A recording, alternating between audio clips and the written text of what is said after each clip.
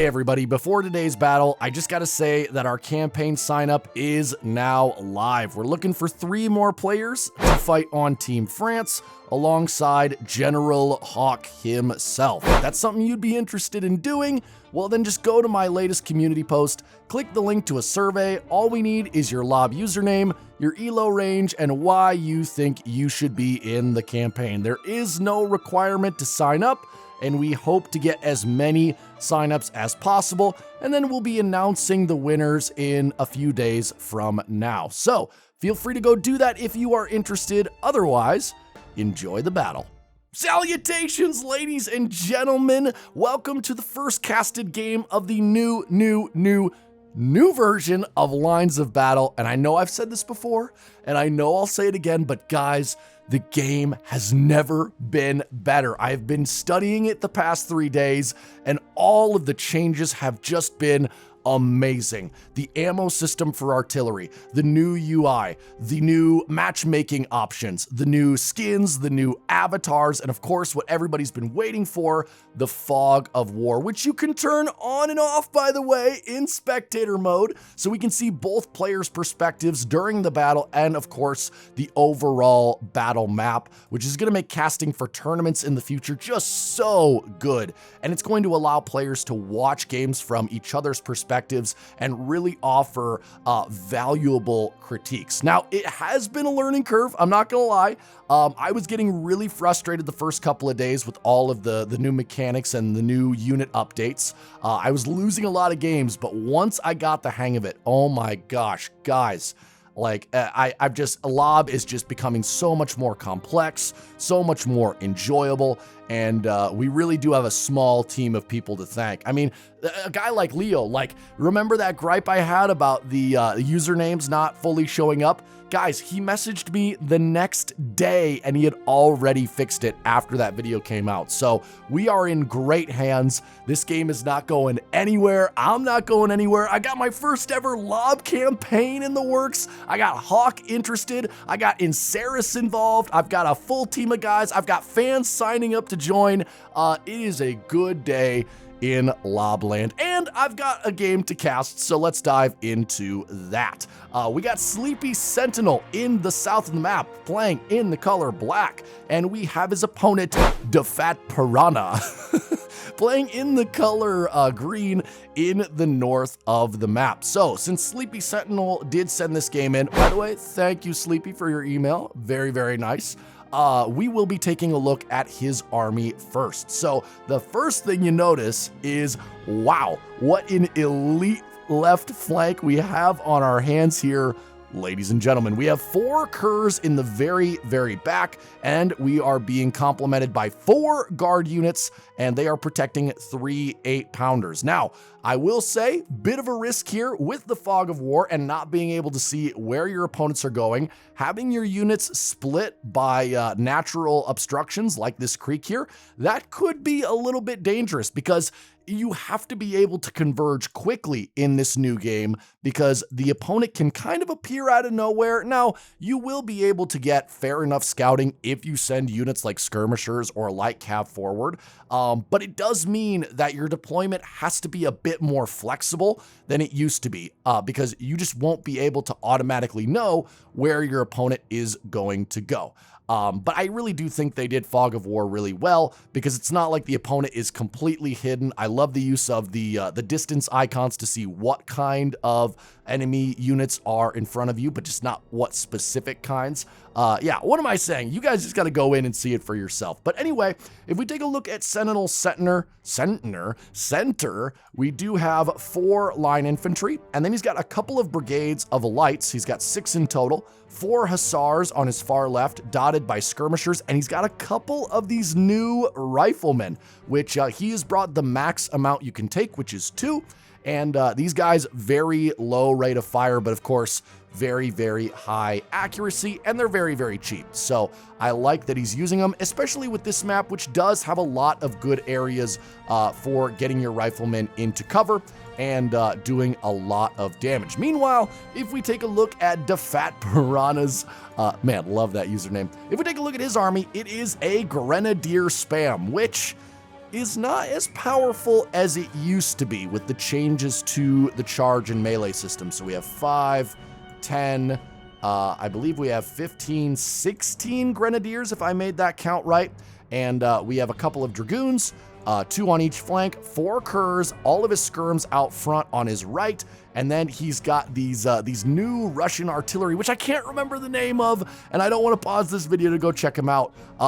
They have, okay, so they're the 6-inch howitzer batteries. I thought these were the new Russian guns, the exclusive Russian guns, but no, they're just the 6-inch howitzers.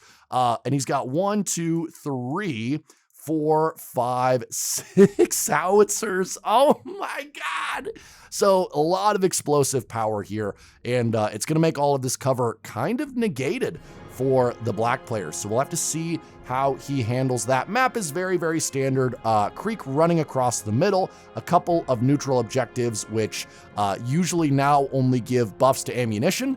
And of course, the main objectives do now lose you the game automatically. So you want to make sure that you carefully defend those. But, you know, usually you don't have to stay on your objective. You just have to make sure you don't completely leave it isolated. Because I think it's like 3 or 4 turns if your enemy has enough infantry camped on it, and you just auto lose the game. So you got to be careful there. Meanwhile, let's dive into this game. We've looked at the armies. Let's see how it is going to shake out. Okay, so wow, this is an interesting advance from Green. I'm not sure why all of his skirmishers are not screening his army.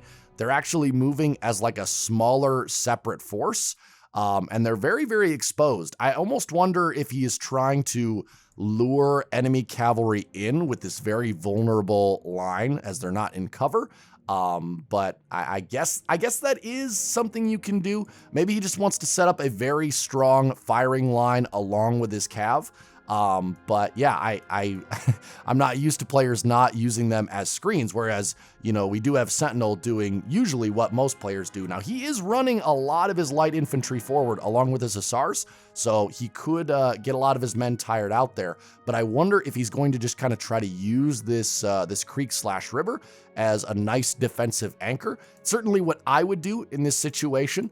And then he can use his elites on the other side to really hold down that left flank. So let's see. All right, he's got a cav superiority on his right flank. He is down artillery in a pretty significant way, and pretty even on the left flank in terms of cavalry. Okay, skirmishers and riflemen taking a really nice forest here, and that's a nice win for Sentinel. Now, there's not a lot of local support there. He's still getting his line infantry into position, but I love the idea of camping alongside this river. He's read his opponent's army very well, because this is going to make the main bonus of the grenadiers, their charge. It's going to make that kind of impotent, having to cross that river. All right, Sentinel starting to capture the neutral objective. Riflemen, oh wow, those riflemen do a nice bit of damage there, but they are finally going to get flushed out of that forest. They're going to be pinning down a lot of grenadiers though, so the entire left flank of Green has been slowed, and that's going to be a knockdown, drag-out fight. Meanwhile, in the far left for Black, he's got curs coming in. Oh, but look at this! Does he have these guys hidden? Oh, they're hidden. Okay. So he's got a very, very strong cavalry force, which is completely hidden by the fog of war currently. And so I wonder, is Green going to take this bait? I think we're going to leave Green's fog of war on to see what he sees, but I think he's going to fall for it. Hold on. This could be a huge trap on his right flank. Okay, Curse charging in, and they're charging into skirmishers in the woods. I'm not sure that's a very smart decision at all. Guards coming in to reinforce, and now it's guard on Cur. That's not a good fight. And there come the Curs out of the fog of war, and 3 Green Curs just getting devoured. Meanwhile, if we take a look at the right flank, it's just all diversionary attacks. These hussars have been able to get past the dragoons, get past the creek, and the skirmishers and the riflemen, yes, they've been driven off, but it does mean that it gave him time to secure his center and his right across this creek. And these mortars did do a really nice job of flushing them out of the woods, but now they're going to get charged by hussars. Black is now in the cookie jar, and he has a Sweet Tooth. He's going to knock at least 3 or 4 of these out. But oh my gosh, that catch on the right, that was just a really bad engagement for Piranha. I mean, charging your expensive heavy cav to take out a skirmisher in cover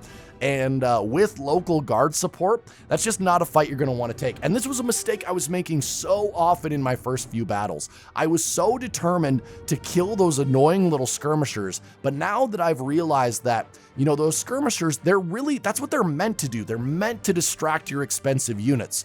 And once you learn to just not ignore those skirmishers, but not waste so much capital on them, you'll actually have a lot more success in the more primary fight. And we're seeing that here, right? We saw Sentinel, you know, he lost his skirmishing force, but he didn't try to waste other units trying to protect them.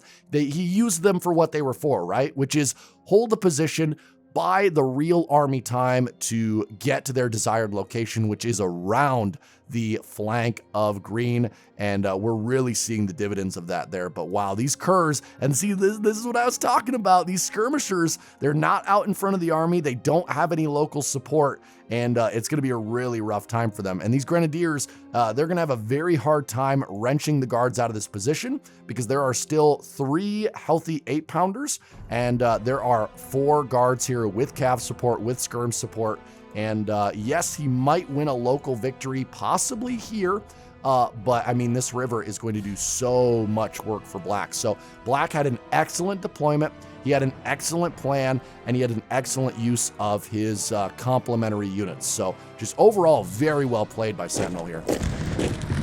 All right, guard's gonna charge forward. Skirmisher's just being routed, and now we have curs in the back line. And oh my God, this is Green's worst nightmare. He's got 7 cavalry units in his rear, and infantry and cavalry are streaming away in a huge rout. All of his mortars have been knocked out, which I think we all saw that coming. I mean, come on, 6 mortars. There's no way you can protect those sufficiently at this price point. That's just way too much investment in artillery. I think maybe like 2, maybe 3, and some other types of artillery. But 6, that just felt like overkill. These 3 8-pounders have done far more work for much less cost. And now, yeah, the Green Army is just hopelessly running around. He's surrounded on 1. Let's see. Let's check this out here. He's got 1 side, 2 sides, 3 sides, and soon to be 4. So it's going to be a full envelopment here for the Green Center. And yeah, this is just going to be an easy mop-up. Is that the end of the game? Yes, that is the end of the game, and a very quick, decisive victory for Sleepy Sentinel. And it's because he utilized the new mechanics, the Fog of War, the use of skirmishers, the use of the run mechanic, the use of the new terrain bonuses. And yeah, guys, I'm telling you, like, the more this game gets updated, the more these just kind of 1 unit spams just don't seem to have as much power as they used to. Now, light infantry are still incredibly strong. You have other units that are still very, very strong, but I really do believe that Lob is at its most balanced state ever. Especially with how many units have been introduced into the game. Now, you can disagree with me in the comments if you think so. I'm happy to talk about it with you. But yeah, when we look at the stats here, wow, 1,300 casualties to 3,400. That is a decisive victory for Sleepy Sentinel. Thank you so much for sending that in, man. Oh, and let me show you guys this. Look at that. Hover over. Boom. Full username. Leo. You really are the best, guys. I hope you enjoyed that battle. Hey, make sure if you are interested in my Lob campaign, make sure you sign up. Okay, watch the beginning of this video. I already told you how to find it. But until next time, have a great day. Have a great life. See you later.